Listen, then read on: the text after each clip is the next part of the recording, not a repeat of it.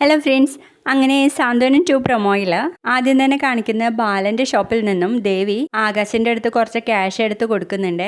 ആ സമയത്തായിരിക്കും ഉദയഭാനു അങ്ങോട്ടേക്ക് വരുന്നത്. ഇത് കാണുമ്പോൾ തന്നെ ഉദയഭാനുവിൻ്റെ കണ്ണങ്ങ് മഞ്ഞളിക്കാണ് കേട്ടോ. അന്നേരം നമ്മുടെ ദേവി അവിടുന്ന് എണീറ്റ് പോയ തക്ക നോക്കിയിട്ട് ഉദയഭാനു ആ വലിപ്പില് ക്യാഷ് ഉണ്ടോ നോക്കുന്നത്. നമ്മുടെ ആനന്ദ് വീട്ടിലിരുന്ന് ഫോണിലൂടെ കാണാൻ കേട്ടോ. കാരണം അവിടെ ഒരു ക്യാമറ ആനന്ദിന്റെ വക ഫിറ്റ് ചെയ്തിട്ടുണ്ടല്ലോ. അങ്ങനെ ഉദയഭാനു ആണ് ആ കള്ളനെന്ന് നമ്മുടെ ആനന്ദിന് തീർച്ചപ്പെടുകയാണ്. പിന്നീട് കാണിക്കുന്നത് നമ്മുടെ ഗോമതി ആണെങ്കിൽ ബാലന്റെ അടുത്ത് പറയുന്നുണ്ട്, എനിക്ക് നല്ല പേടിയുണ്ട് മോളുടെ കാര്യത്തിൽ അവൻ എന്തെങ്കിലും ഉപദ്രവിച്ചാലോന്ന്. അങ്ങനെ ഇവരെല്ലാരും കൂടി പരാതി കൊടുക്കാൻ വേണ്ടിയിട്ട് സ്റ്റേഷനിലോട്ട് പോകുക.